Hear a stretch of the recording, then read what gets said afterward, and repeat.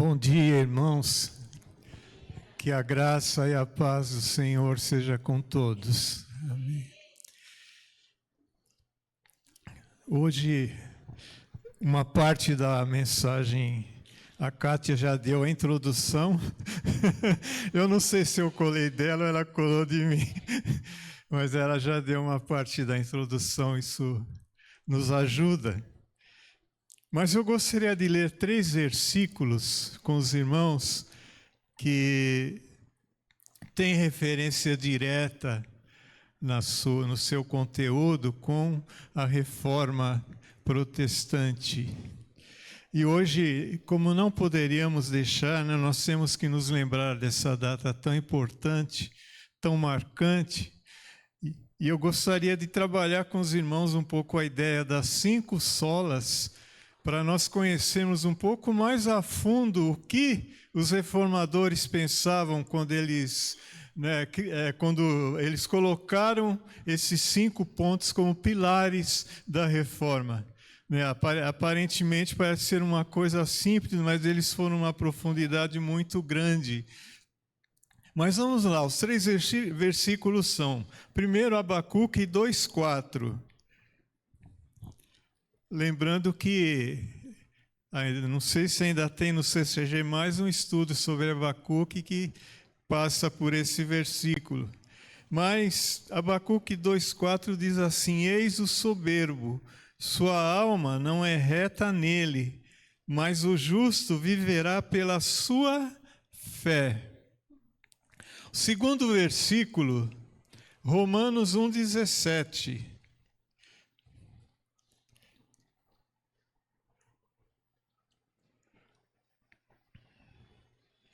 Romanos 1:17 diz assim: visto que a justiça de Deus se revela no Evangelho de fé em fé, como está escrito, o justo viverá por fé.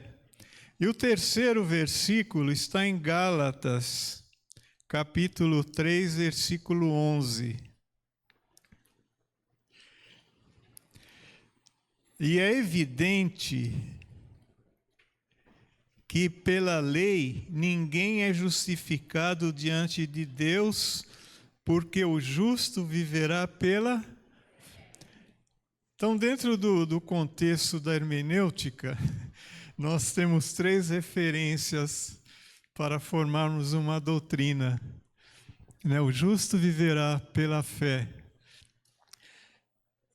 Senhor, nós estamos diante da Tua palavra, diante da Tua igreja. Tu conheces a nossa limitação e nós, Senhor, somos dependentes da Tua graça e do Teu Espírito.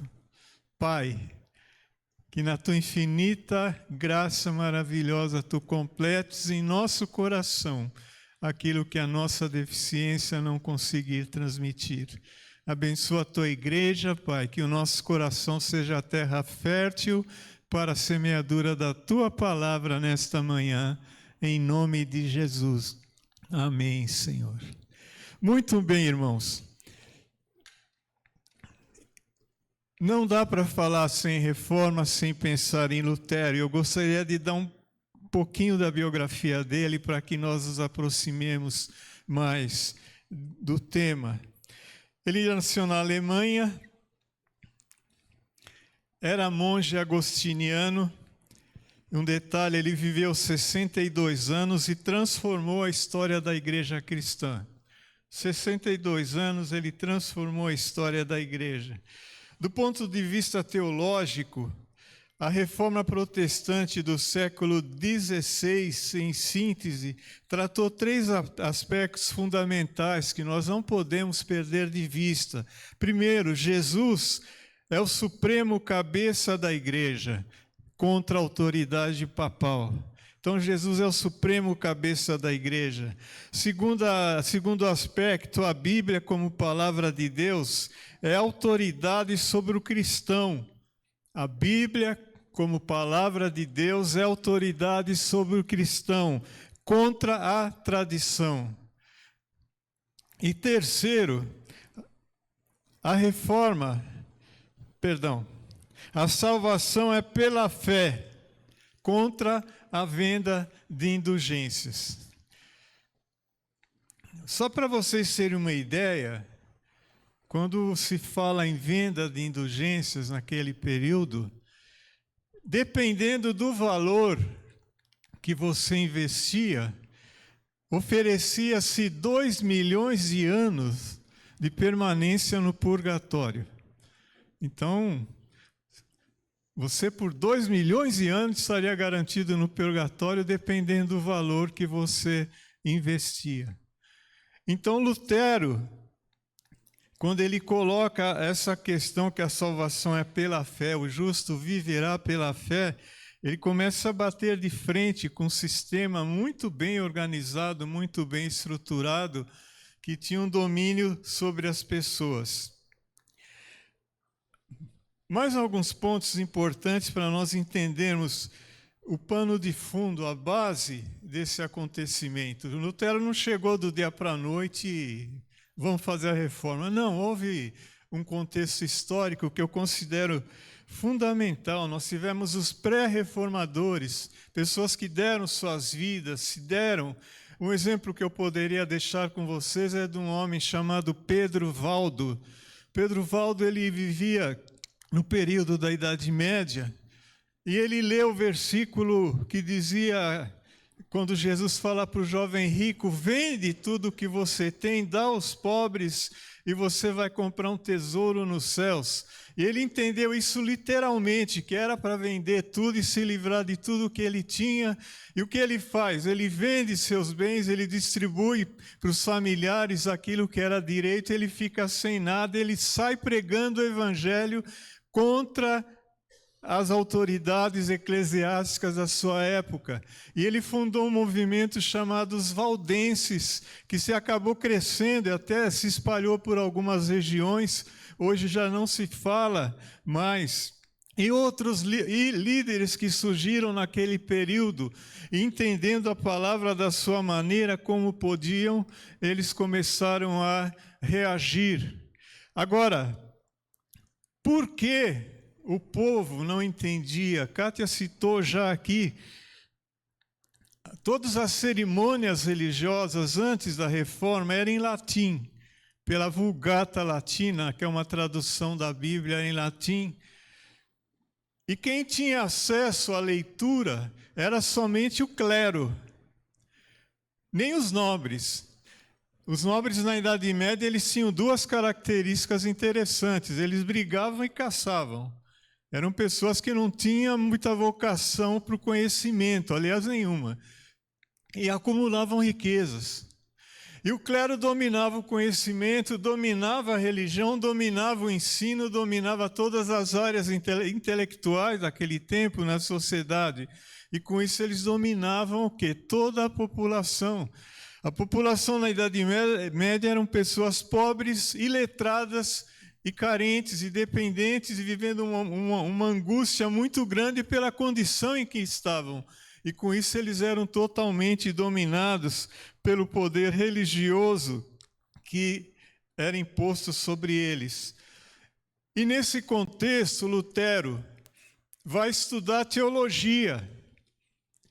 Indo estudar teologia, ele começa a descobrir suas próprias fraquezas conforme ele estudava. E Lutero foi orientado para que fizesse confissões e confessasse para uma pessoa, o seu confessor, os seus pecados. Só que quanto mais ele confessava, mais o pecado parece que crescia na sua vida. Quanto ele mais confessava, menos ele conseguia sentir uma absolvição, uma paz interior em relação ao seu pecado. E para amenizar seu desconforto, o seu confessor orientou para que ele fosse dar cursos bíblicos na Universidade de Wittenberg. E ele foi. Ensinou Salmos, ensinou outros livros da Bíblia. E Lutero começou a preparar um material sobre Romanos. Começou a estudar Romanos. Estudando Romanos, ele bate em Romanos 1,17, que nós lemos agora na abertura dessa palavra. Repetir para reforçar, né? Romanos 1,17, ele leu esta palavra: visto que a justiça de Deus se revela no Evangelho de fé em fé, como está escrito, o justo viverá por fé. Isso deu o quê? Espera aí, eu estou fazendo tanto sacrifício para vencer o pecado, para tentar ter uma vida correta, e aqui está escrito que o justo viverá por fé. E a partir daí, Lutero começa a questionar sua própria experiência como monge agostiniano, como teólogo que ele era, como profundo conhecedor da palavra dentro daquele contexto.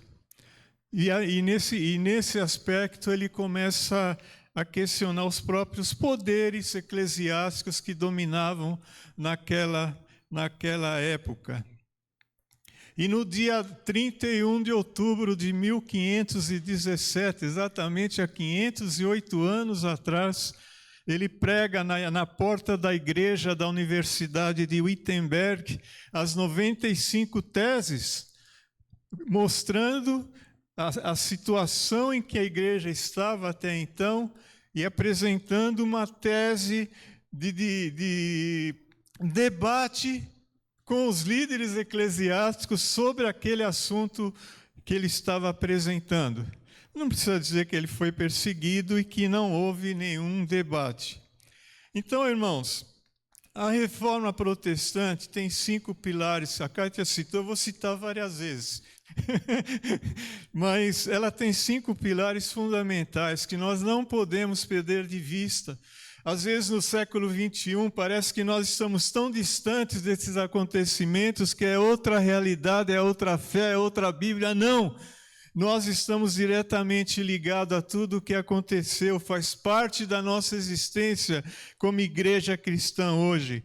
Então, as 5 solas, os 5 pilares da reforma dizem o seguinte: primeiro, sola gratia, pela graça. Segundo, sola fide, mediante a fé. Terceiro, solus Christus, somente Cristo. Quarto, sola Escritura, somente as Escrituras.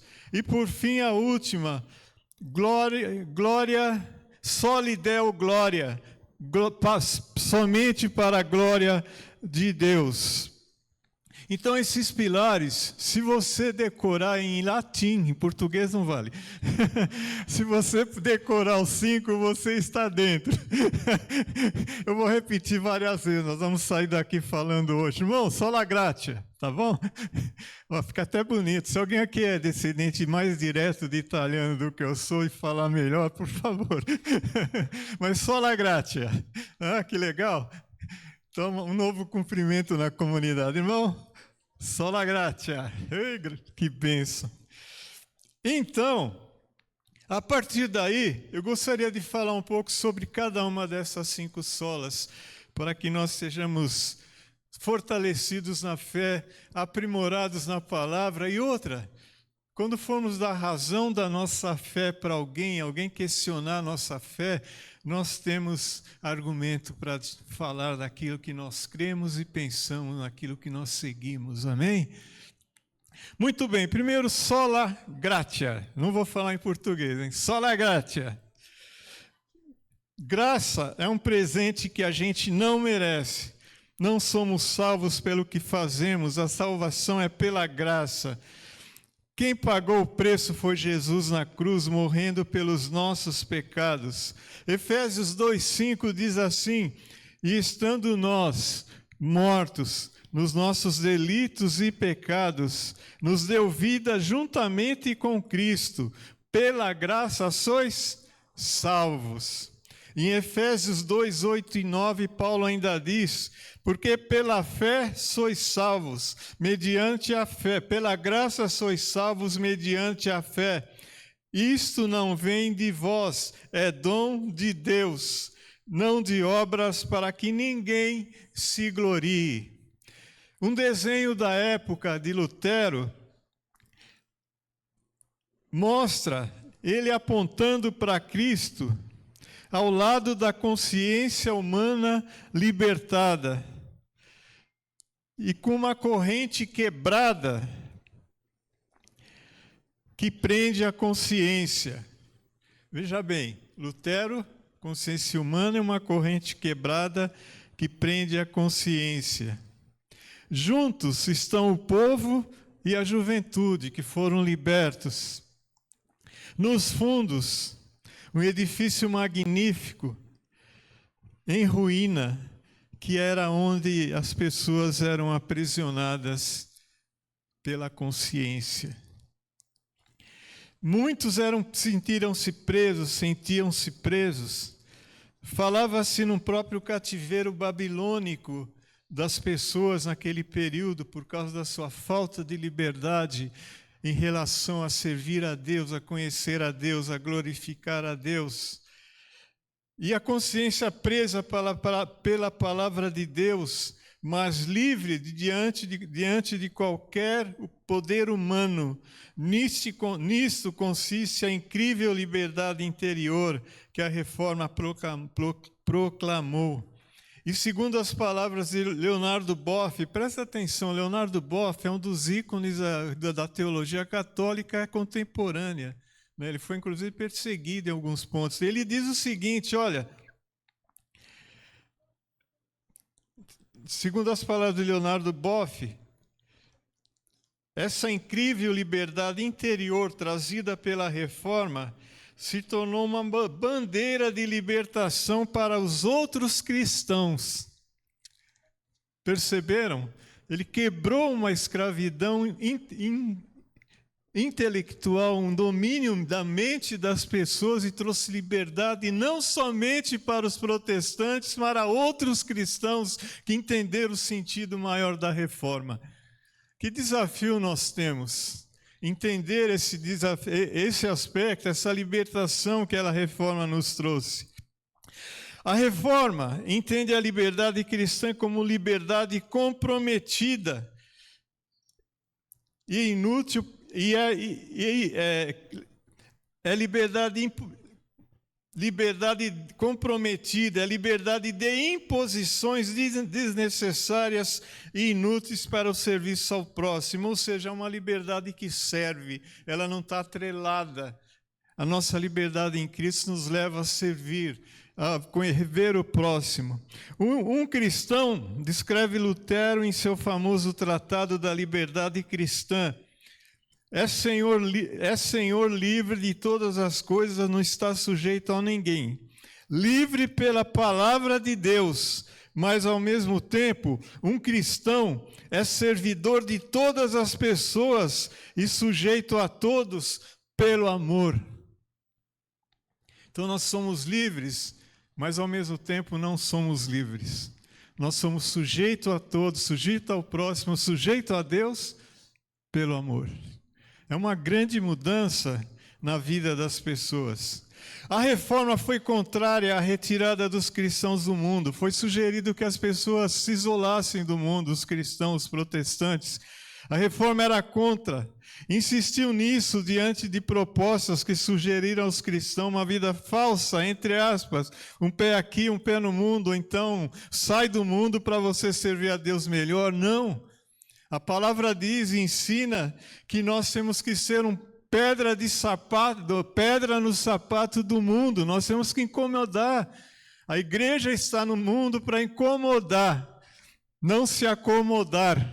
Incomodar. A igreja está no mundo para representar a glória de Deus, para refletir a glória de Deus. E quando a igreja faz isso, ela está sendo uma pedra de tropeço, uma pedra no sapato do mundo.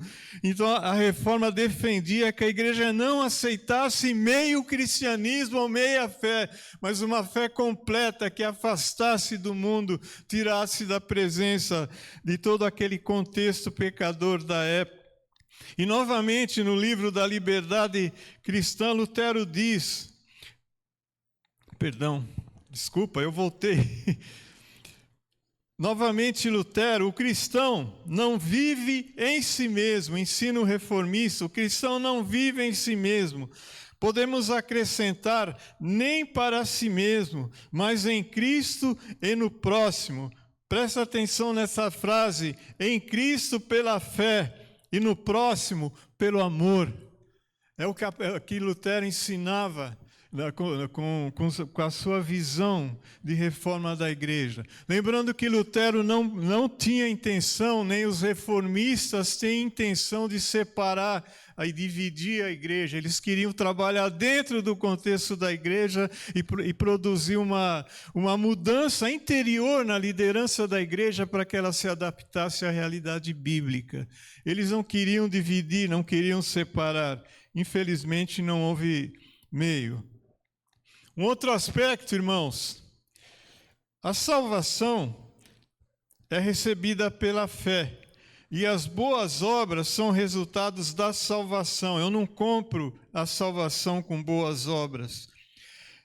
Então, as boas obras são resultado da salvação e não a sua causa. Ou seja, quem é salvo pela graça se sente grato e vive de acordo com a vontade de Deus, mas não o faz para ganhar a salvação. Você serve por amor. Fala para o irmão, você serve por amor, irmão. Serve por amor, faz por amor. Ao entender sola gratia, o cristão é libertado da necessidade de tentar ganhar a salvação e da verdade de se considerar melhor do que os outros devido às suas obras. O que eu faço é por amor. Eu não sou melhor que ninguém. Amém? Nós temos que ter essa visão sempre. Então, primeiro ponto, sola gratia. Segundo ponto, sola fide. Somente, não é para falar. Para sermos salvos, é preciso ter fé em Jesus Cristo. É Deus quem nos dá fé suficiente para crermos em Jesus como nosso Salvador e Senhor. A fé é um dom de Deus. Gálatas 3:11, e é evidente que pela lei ninguém é justificado diante de Deus, porque o justo viverá pela fé. Vou repetir o outro versículo. O centro orientador da reforma é justamente esse, justificação pela fé. Novamente Abacuque, para ninguém esquecer, eis o soberbo, sua alma não é reta, mas o justo viverá pela sua fé. E Romanos 1,17, visto que a justiça de Deus se revela no Evangelho de fé em fé, como está escrito, o justo viverá por fé. Então, irmãos,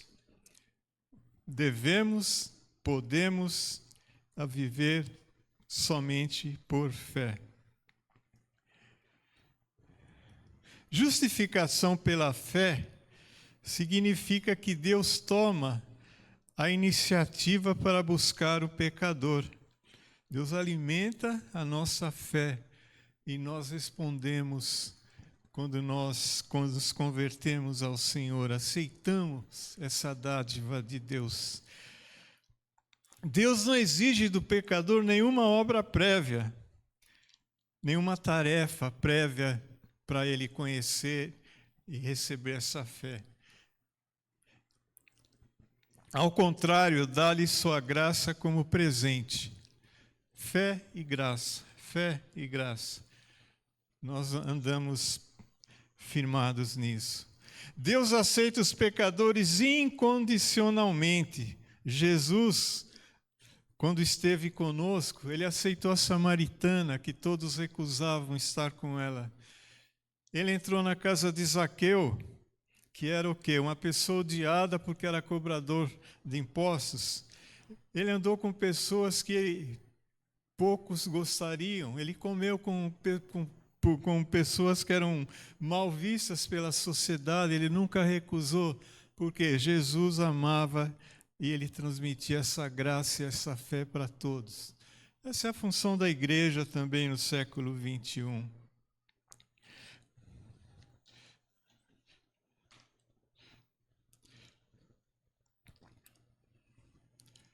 Jesus mesmo afirma que ele veio para chamar os pecadores, não os bons. Quando eu me achar que eu sou bonzinho, que eu achar que eu sou o cara, Jesus fala, eu não te conheço. Mas quando eu me colocar diante do Senhor e falar, Senhor, tem misericórdia de mim, que eu sou pecador, fala, vinde a mim, todos os cansados e oprimidos, eu vos aliviarei.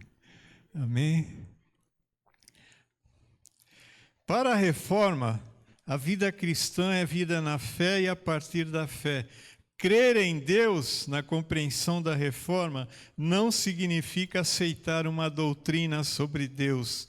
Significa, olha, presta atenção nessa frase que eu considerei assim muito importante. Significa prender o coração em alguém ou em algo. Ou seja, quando eu recebo essa fé, eu desenvolvo essa fé, eu prendo o meu coração em quem? Em Deus. Não uma fé somente por crer, mas uma fé de vínculo, de relacionamento com o Pai. Crer em Deus na compreensão da reforma não significa aceitar uma doutrina sobre Ele.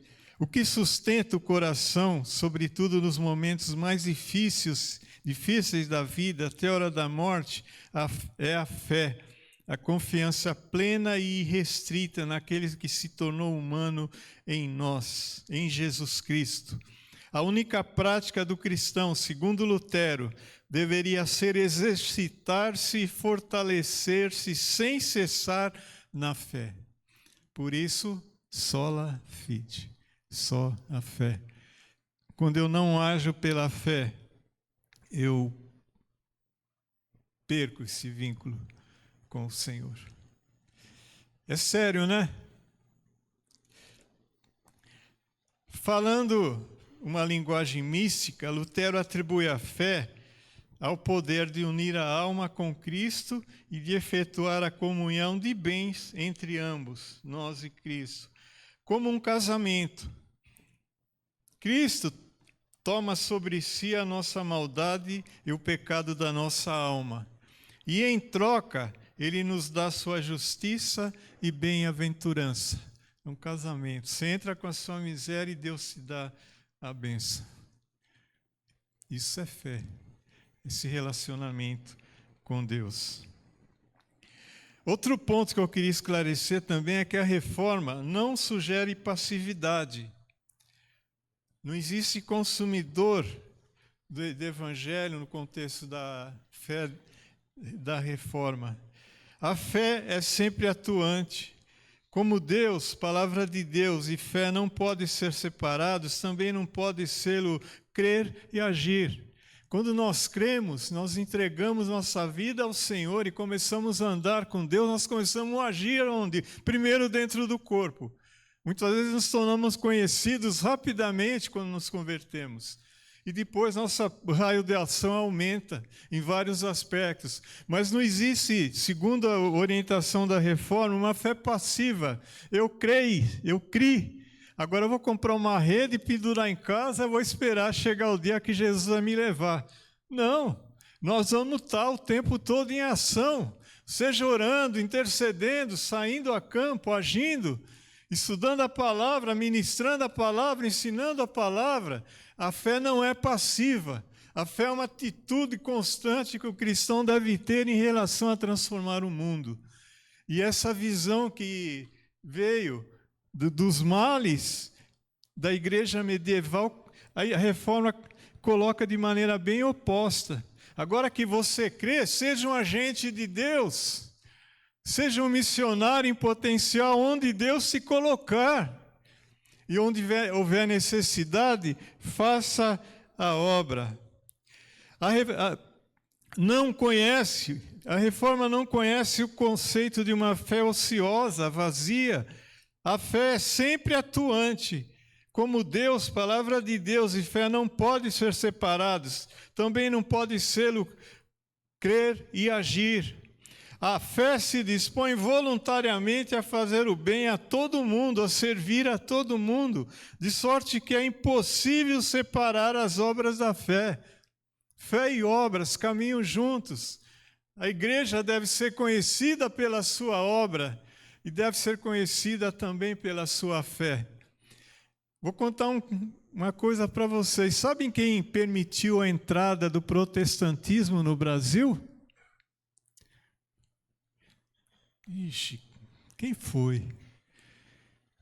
Dom Pedro. Bom, mas Dom Pedro devia ser no mínimo ateu. Mas foi através dele que o protestantismo entrou no Brasil. Por quê? Ele foi passear na Europa. E nesse passeio na Europa, ele teve contato com os países protestantes. Na época, Holanda, Alemanha, Inglaterra. E ele viu na sociedade daqueles países a transformação que a reforma provocou. Os protestantes mudaram o contexto social daqueles países. Ele começou a ver todas as situações que ele gostaria de ter no Brasil, que ainda era uma colônia. E quando Dom Pedro volta para o Brasil, o que ele faz? Ele assina uma lei dando liberdade para que todas as crenças entrassem e trabalhassem no Brasil, atuassem no Brasil, com a expectativa que os protestantes europeus também viessem e trouxessem para o Brasil todo aquele contexto que ele viu na Europa. Infelizmente expulsaram, os huguenotes franceses, holandeses, foram expulsos.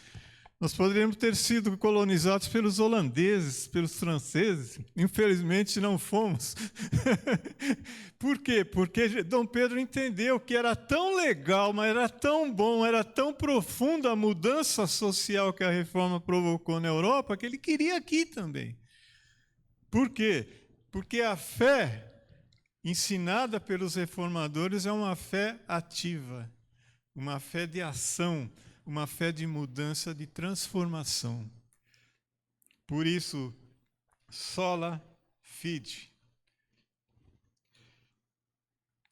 Terceiro, só para terminar esse item, um ponto fundamental também da reforma é que nós não devemos perder de vista, e até foi um tema que nós discutimos assim ligeiramente na reunião de pastores aqui do Translocal. O lema da reforma, também temos que ter muito claro, todos nós, principalmente os mais velhos como eu, igreja reformada e por isso sempre reformante e se reformando. O que eu quero dizer com isso? Que o lema da reforma é que a igreja ou a reforma em si não foi uma coisa estática. Aconteceu dia 31 de outubro de 1517 e acabou. Não. A igreja continua sendo reformada. A igreja é reformante. Porque à medida que a sociedade passa por mudanças, a igreja tem que estar apta a acompanhar essas mudanças sem perder a base que está aqui na palavra de Deus. Então, para os mais velhos, às vezes é mais difícil. Por outro lado, os mais novos também têm que entender os mais velhos, E essa troca que hoje a igreja está buscando. As gerações se entenderem, a igreja caminhar, sempre reformando, pronta para mudanças que sejam benéficas para o corpo de Cristo e sempre atualizada dentro do contexto social. Então, lema da reforma, igreja reformada e por isso mesmo sempre reformante e se reformando. Então não se escandalize com algumas coisas a ponto de... Vocês querem rir um pouco? Um irmão, ele era contra a bateria. Radicalmente contra a bateria. E quando na igreja resolveram comprar uma bateria, não foi na comunidade. Ele ficou revoltado. Ficou revoltado e falou, se entrar uma bateria nessa igreja, eu saio. A bateria entrou, ele saiu. Sou muito espiritual para aguentar uma bateria tocando. Muito bem. A bateria entrou e os jovens mandaram ver, no louvor. Era uma mudança positiva. Aí eu fiquei desempregado, todo mundo sabe o que é isso, a maioria. E nesse período eu fazia cartões de visita para ganhar uns trocados, né? E procurar meus amigos que tinham comércio, o que for, e fazer um cartãozinho de visita, ganhava uns trocados. E numa dessas visitas eu encontrei esse irmão fazendo divulgação sobre um programa de rádio que ele tinha, e que o programa estava bombando, uma maravilha, e nossa, audiência enorme. Você faz um cartãozinho para mim? Eu falei, faço. Não, era meu trabalho naquele momento. Concordei. Quando ele saiu, me deu os dados, foi embora, eu perguntei, irmão, que rádio é o programa dele? É uma rádio pirata. Aí eu voltei depois, encontrei, ele falou, e aí meu cartão? Eu falei, irmão, me perdoe, mas a minha consciência cristã não permite fazer um cartão para você numa rádio pirata. A bateria é ruim, agora a rádio pirata não é, né?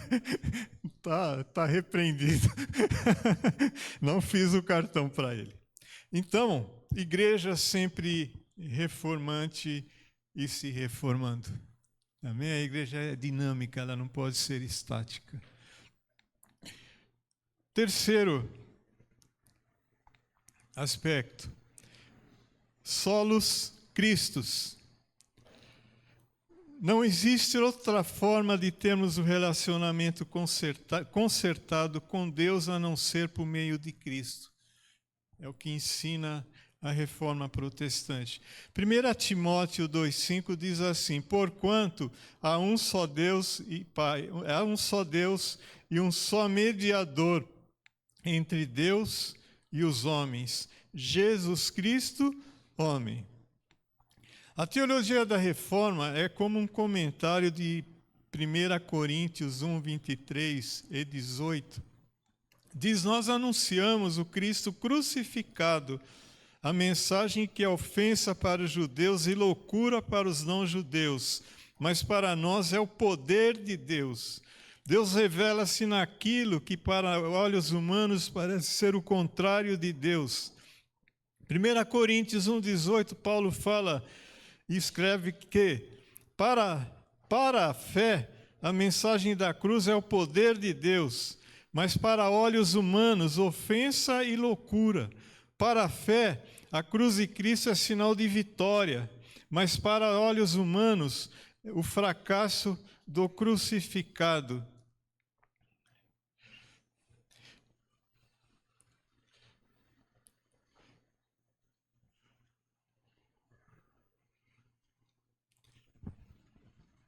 Pausa para pôr antes que eu leve uma bronca.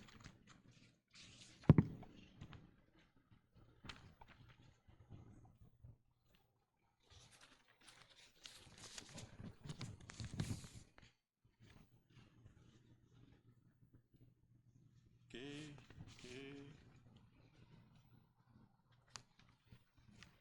Eu acho que eu me achei. Então, para os olhos humanos, a cruz, a fé, é ofensa e loucura. A cruz é ofensa e loucura, mas para a fé, a cruz de Cristo é sinal de vitória, mas para olhos humanos é fracasso do crucificado. A majestade de Deus não pode ser encontrada senão envolta em fraqueza e humildade. Na humanidade de Cristo, Deus não deve ser procurado nas alturas, mas nas alturas fora da história. Só pode ser encontrado aqui na realidade humana. Então a reforma ela traz a presença de Deus para próximo das pessoas. Você não olha mais para o alto, onde será que Deus está nessa imensidão? Não, Deus está aqui. Nós estamos aqui reunidos em nome dele. Jesus falou, onde houver 2 ou 3 reunidos em meu nome, eu estarei. Ele está aqui. Estava falando no abrigo quinta-feira para as senhoras. Você vê fé? Não, mas você sente que tem fé. Você não vê Deus, mas você crê, você sente a presença de Deus. Então a reforma ensinava isso para as pessoas. Deus é encontrado aqui, entre nós, em nós, no corpo de Cristo. O tema central da teologia, no entender da reforma, são Deus e o ser humano em seu relacionamento. Presta atenção nisso. O tema central da reforma, na sua teologia, são Deus e o ser humano em seu relacionamento. Eu e Deus, você e Deus, nós e Deus. Eu não preciso que alguém interceda por mim. Fala para Deus sobre mim. Não, eu posso falar com Deus. Isso daí tem um nome que ia ficar para o final, mas eu vou adiantar. Sacerdócio universal de todos os crentes. Vós sois nação santa, povo de propriedade exclusiva de Deus. Nós somos povo de Deus, povo escolhido. Eu posso falar com Deus em onde eu estiver, no lugar que eu estiver, na situação que eu estiver.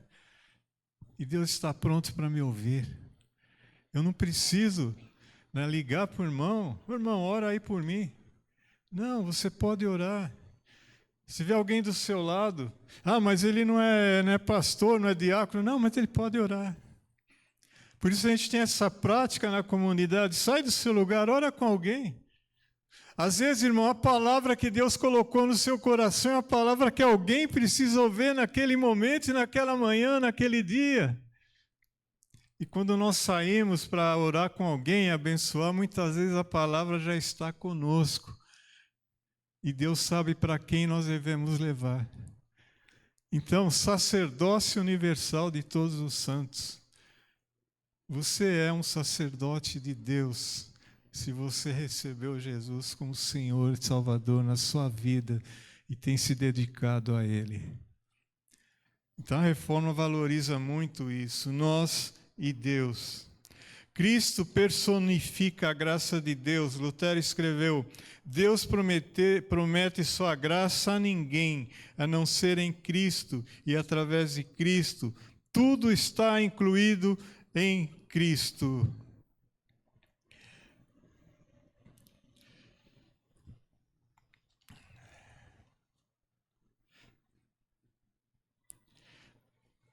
Outro ponto que eu gostaria de focar com vocês, uma outra sola Escritura. Tudo o que somos, cremos e tudo o que fazemos precisa estar em obediência ao que a Bíblia diz. Ela é a palavra de Deus, somente ela. Tudo. Se alguém te fala alguma coisa diferente, você pergunta, está na Bíblia? Não. Então não acredito. Devemos que ser bem firmes nesse aspecto. Confere com a palavra? Sim. Então eu creio.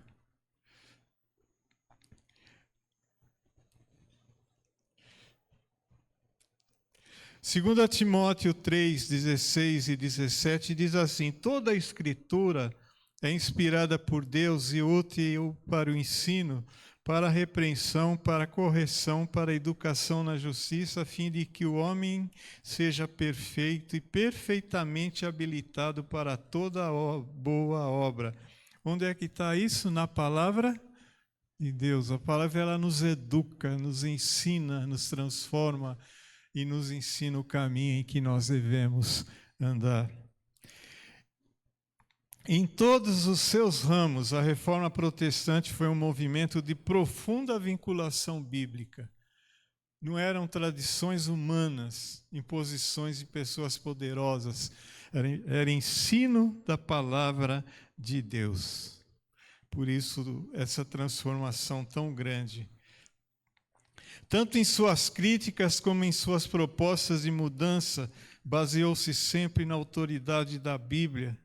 Considerou-a como sendo o testemunho autêntico da palavra de Deus, Jesus Cristo. Somente a Bíblia arrebata as pessoas e atinge o seu coração.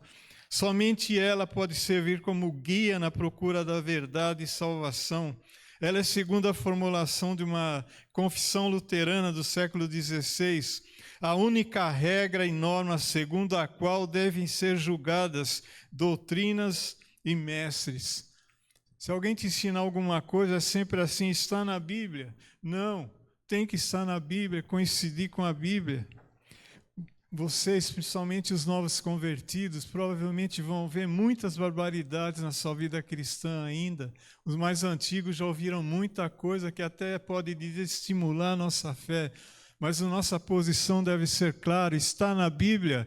Sim ou não? Se sim, eu concordo, aceito. Se não está, eu não aceito. Não dá para receber aquilo que não vem de Deus. É importante lembrar também que os reformadores foram grandes exegetas. O que é isso? Estudiosos da Bíblia que conheciam as línguas originais, dominavam as línguas originais e um pouco mais. Mas mesmo tendo todo esse conhecimento teológico, o ensino deles voltava sempre para a necessidade das pessoas, independente da sua condição social, intelectual. E a reforma, como a Kátia citou aqui, ela permitiu que as pessoas tivessem acesso à Bíblia no seu próprio idioma. Então teve traduções inglesas, alemãs, holandesas, né? Começaram a surgir traduções da Bíblia. E a grande diferença é que as pessoas começaram a entender. Na Alemanha, camponeses, pessoas muito simples, debatiam sobre a palavra com pessoas cultas, porque já começaram a entender, a ser ensinados na palavra de Deus. Com relação à música, a reforma trouxe uma mudança impressionante na área da música. Lembramos que Lutero era músico. Lutero conhecia a música. Ele pega temas, melodias populares e coloca mensagens e passa a escrever mensagens cristãs. O hino Castelo Forte, que nós cantamos aqui, ele é baseado no Salmo 46. Por quê? Salmo 46 era o salmo que Lutero mais gostava. Ele tinha um amigo muito próximo chamado Melancton. Eles caminhavam juntos. E toda vez que Lutero se sentia triste e abatido, ele pedia para que lesse o Salmo 46 para ele, e aquilo revigorava. E dentro desse contexto ele escreve Castelo Forte, é o nosso Deus. A música, dentro do contexto, surgiu o barroco protestante.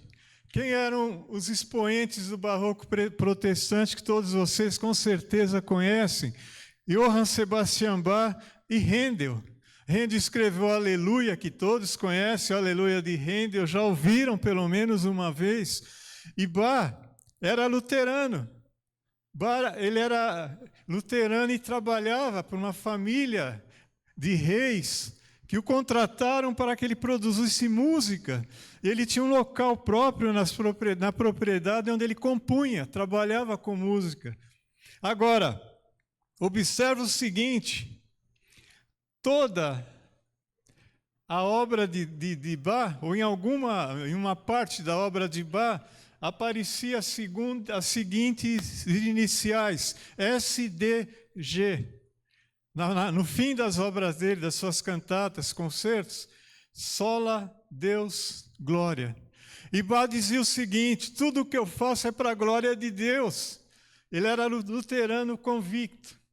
A música mais conhecida de Bach, Jesus, alegria dos homens. Todos aqui já ouviram, com certeza, em alguma situação. Jesus, alegria dos homens, que é o coral da cantata 147. A cantata dele que eu mais gosto, às vezes eu ponho no YouTube e acho lá umas orquestras ainda cantando com coral, tocando com coral. A cantata 140 de Bach. E nessa cantata ele fez baseado na parábola das 10 virgens. E ele faz nessa cantata ele descreve o encontro de Jesus com a alma humana. Agora um detalhe interessante, quando você ouve essa cantata, ele toca um trecho do Castelo Forte. Numa outra música de Bach, ele toca um trecho do Fronte Ensanguentada, que é a outra música forte no período da Reforma. Então, irmãos, ela trouxe uma transformação completa. A sociedade não tinha mais como ser a mesma. A partir do momento que as pessoas começaram a ver Bíblias impressas no seu idioma, à medida que os nobres começaram a ler livros, não mais caçar e brigar, mas lerem livros, adquirir conhecimento, se tornarem pessoas mais cultas, à medida que a classe média começou a desenvolver, houve uma mudança social importante, que isso facilitou que eles aceitassem os ideais da reforma e rompessem com aquele sistema religioso tradicional antigo. Isso por causa de um homem corajoso, e muitos corajosos que vieram antes dele, e outros que vieram depois, que continuaram trabalhando nessa mudança de mentalidade eclesiástica, religiosa. Então, irmãos, assim, esses 5 solas não são acidentais, eles têm um fundamento profundo, fundamento sólido para a nossa vida, para a igreja do século XXI. E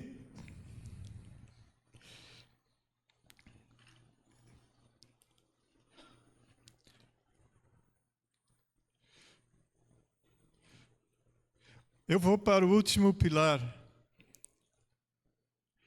Soli Deo Gloria. Quer treinar o italiano? Soli Deo Gloria. Fala para o seu irmão.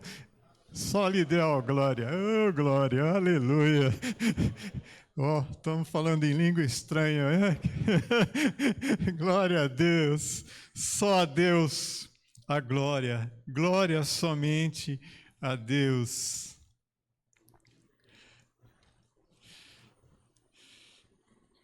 Por quê? Glória somente a Deus.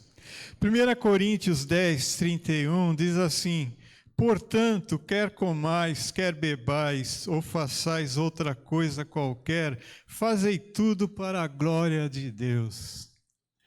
O maior desafio do cristão e da igreja cristã é a glória de Deus, é representar, é mostrar a glória de Deus. Apocalipse 14, 7 diz assim: temei a Deus e dai-lhe glória, pois é chegada a hora do seu juízo, e adorai aquele que fez o céu e a terra e o mar e as fontes das águas.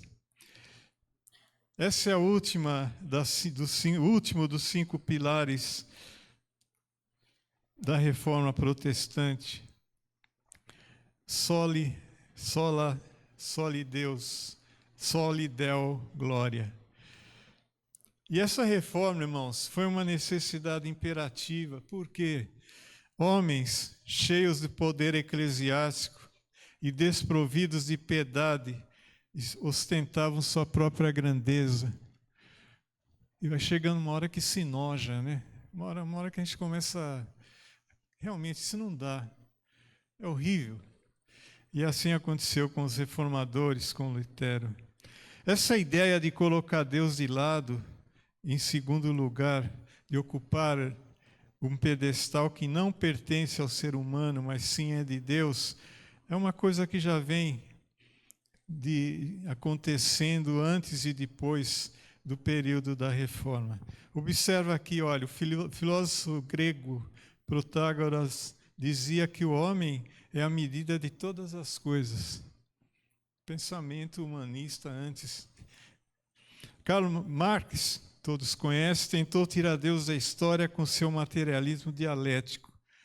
Charles Darwin tentou tirar Deus da ciência com a sua obra A Origem das Espécies. Freud, pai da psicanálise, tentou banir Deus do inconsciente do homem. Nietzsche, filósofo alemão, na sua presunção proclamou a morte de Deus. E Richard Dawkins, o patrono dos ateus contemporâneos, diz que Deus é um delírio. Homens tentando tirar Deus da sua glória, tentando tirar a glória de Deus. Deus, porém, está no trono tem as rédeas da história em suas mãos e ninguém pode deter o seu braço onipotente. Esses homens já foram, menos o último, que eu não conheço a história dele a fundo, mas os outros já foram, passaram. Tem alguns seguidores? Tem, mas Deus continua no trono. E a cada dia os seus seguidores aumentam, espalhados pelo mundo. Na quinta-feira, no abrigo de idosos, nós tivemos a bênção na equipe de orar com uma senhora que recebeu a Cristo como Senhor e Salvador. Deus está agindo. Falem, esperneiem, Deus continua agindo. Amém? Aqueles que escarnecem dele terão que comparecer perante seu tribunal, e aqueles que negam o soberano Deus e Salvador Jesus Cristo terão que se prostrar e confessar que ele é o Senhor para a glória de Deus Pai. O movimento da reforma não foi somente uma redescoberta do Evangelho para renovar a igreja, foi também um amplo movimento de reordenação da sociedade à luz da revelação de Deus em sua palavra. Família, amigos, estudos, trabalho, descanso, tudo deve ser feito para a glória de Deus. E Romanos 11:36 ainda diz: porque dele e por ele e para ele são todas as coisas. Glória para ele eternamente. Amém. Só lhe deu glória. Aleluia. Eu vou terminar. Pode fazer ufa. Eu não me ofendo. Vou terminar.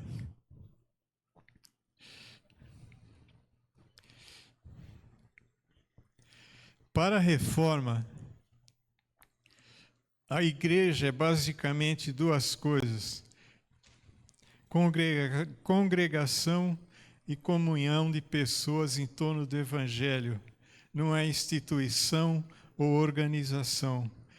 A igreja é o povo de Deus, o povo cristão, porque está em Cristo, e povo santo, porque é santificado pelo Espírito Santo. Fundamental para a vida da congregação é no entender da reforma a igualdade de todos os seus membros em relação à palavra de Deus. Reforçando, é o sacerdote universal de todos os santos. Então, irmão, você está no corpo. Você é importante para o corpo. Não perca isso de vista. Deus tem uma obra para a vida de cada um de nós. 508 anos atrás foi Lutero. Hoje somos nós. Deus tem uma obra para cada um de nós, porque nós somos um corpo.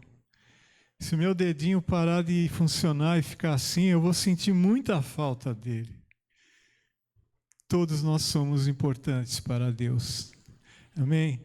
E quando isso foi ensinado para aquela população carente, angustiada naquela época, eles entenderam e apoiaram assim com toda a força que essas mudanças acontecessem. E até hoje elas continuam acontecendo, e falo para a glória de Deus. Vão continuar acontecendo. Vão continuar acontecendo. Eu sei que eu não segui à risca, mesmo porque eu peço perdão para a Rebeca, porque eu tive que, quando eu mandei a ideia dos slides, ainda começaram a surgir mais coisas e eu não quis deixar você sobrecarregada, né? Aí ontem eu percebi que eu tinha exagerado um pouco. Então me perdoe, por isso ficou fraco. Mas se alguém quiser uma cópia desse material, está à disposição. De graça eu recebi, de graça eu dou. Amém. Então, irmãos, terminando, segundo Lutero, nós somos socorridos pela graça divina de Jesus. Deus socorreu-nos gratuitamente por Cristo.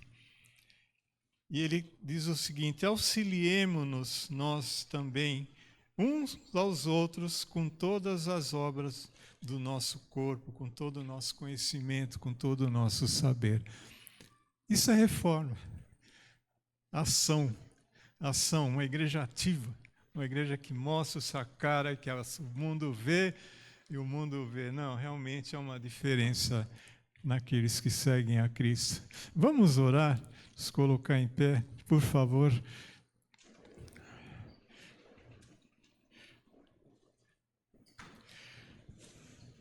Senhor, nós te agradecemos por essas vidas preciosas que um dia deram a si próprios em função do teu reino, da tua obra, Senhor. Que pagaram o preço, Pai, que nós, às vezes até é difícil entendermos nos dias de hoje, devido à diferença de tempo, de data, de local, de vida de cada um de nós. Mas, Senhor, obrigado por essas vidas, porque essa semente continua, Senhor. Essa chama não apagou, Senhor. Esse fogo está aceso, Pai. E, Pai, que Tu, Senhor, na Sua graça, na Sua misericórdia, aviva, Senhor, a fé da Tua igreja. Aviva, Pai, o nosso compromisso contigo, Senhor.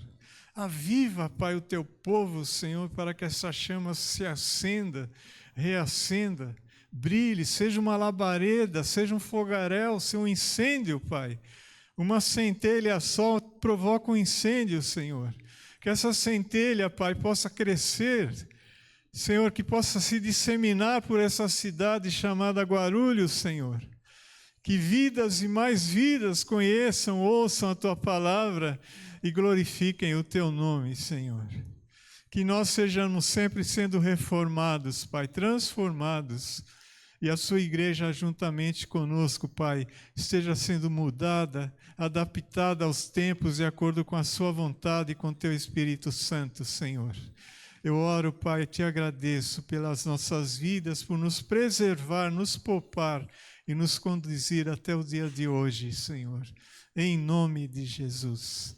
Amém. Vidinho começou, por favor.